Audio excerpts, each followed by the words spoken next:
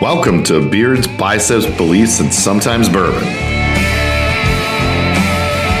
where you will hear all about how to remove the roadblocks in your life so you can achieve the success you want in your career, business, fitness, and relationships.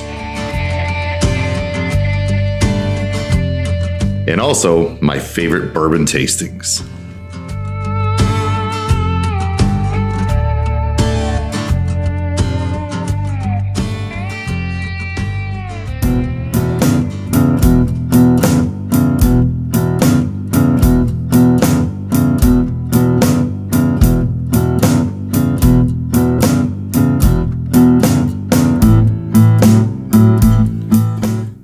Welcome to the next episode of Beards, Biceps, Beliefs, and our favorite bourbon tasting. This episode, I'm talking about one thing. Just do one thing to make a difference. I'm sure you've heard me say this before, but a lot of small actions add up to big results. Okay? This can work for you in a couple of ways. It can work for you when you're working on yourself or your own business or job or hobby. It can also work when you're doing it for someone else, okay? Think of these small actions as I want to improve, doing something to improve myself in some capacity or doing something to improve someone else in some capacity. The same small things you do for somebody else add up to big results for them, okay? What can you do to help someone succeed, to become better at what they do, be a better person, change their negative thought patterns to help them be more positive or not be so angry, but to just focus on the good things in life. Someone could be having the worst day of their life and you did something to make it better for them, okay? I challenge you to send someone a message today or pick up the phone and call them. Be the good in their life. Be the shining beacon, lift them up. I know it might sound a little hokey, but just be nice to somebody. I guarantee that little bit of kindness goes a really long way. We all need help at some point. It's your turn to help someone else. Simple thing you could do is ask someone, how are you doing? And I don't mean just ask them how you're doing. How are you really doing? What's going on? How are you? And then just sit there and listen to them. It means a lot. Send a card in the mail. I know it sounds crazy using the post office, but it's really cool when someone gets something in the mail and it's not a bill, right? How often does that happen? What else could you do to make someone's day a little better? Bring them a coffee, or have a coffee date, send them lunch, or go out and meet them for lunch. Send someone flowers. I did this for 2 people last week. I just sent them flowers just because. No reason. And it made their days. Okay? Drop off some donuts. Everyone loves donuts. I love donuts. If you want to send someone donuts, I'll take donuts. Send them a book. Think small. It's so much more appreciative than something big.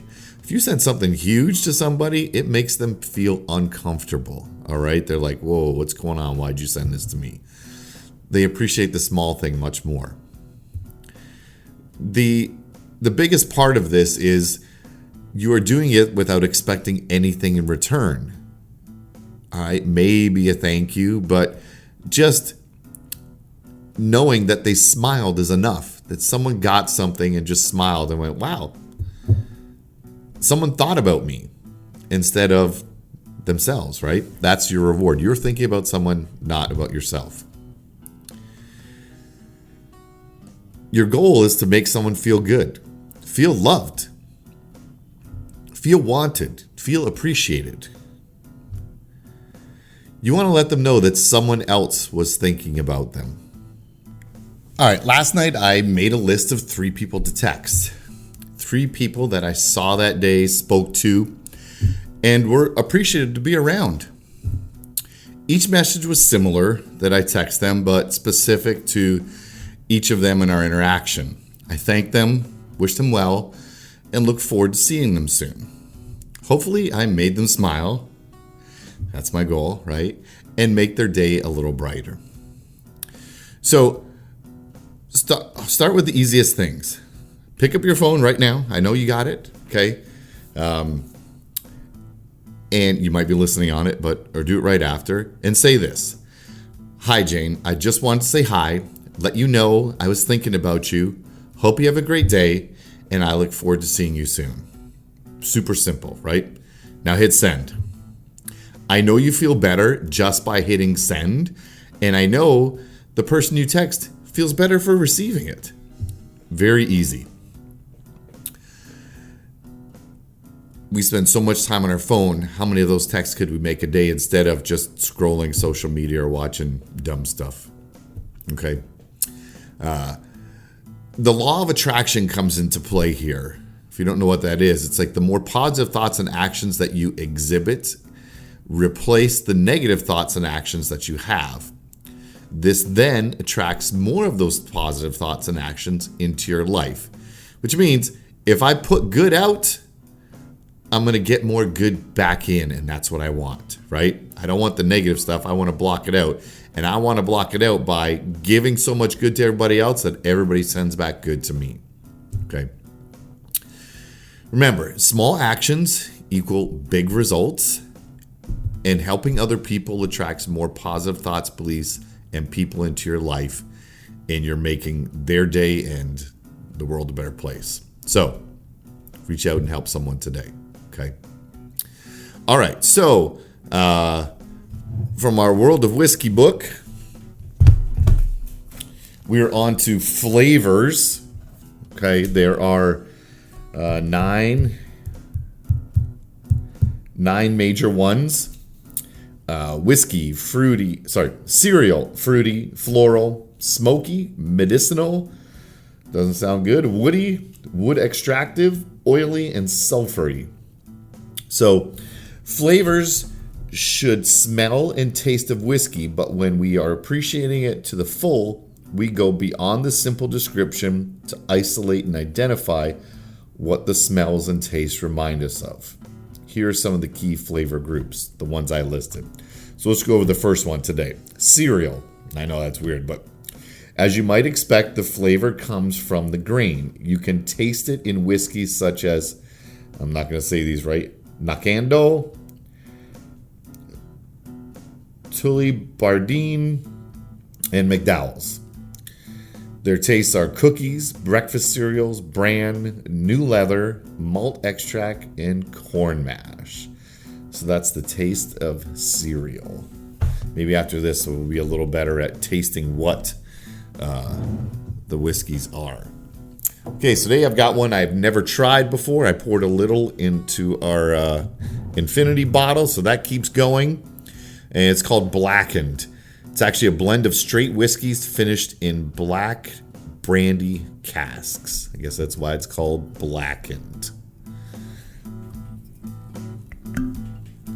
It's a stiff cap.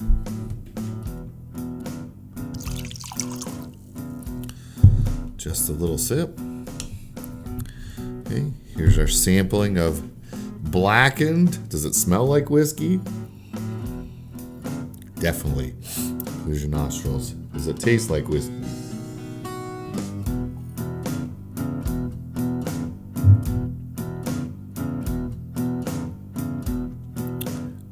Very smooth.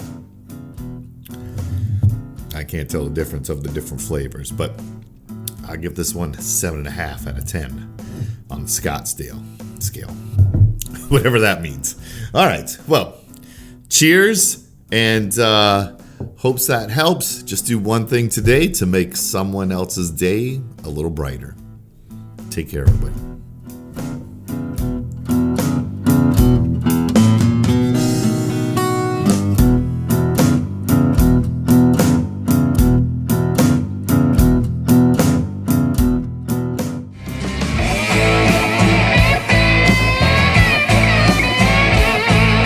Thanks for listening to the show. Make sure you subscribe, leave a review, share with a friend. If there's anything I could do to help, please reach out. We will see you on the next episode of Beards, Biceps, Beliefs, and Sometimes Bourbon.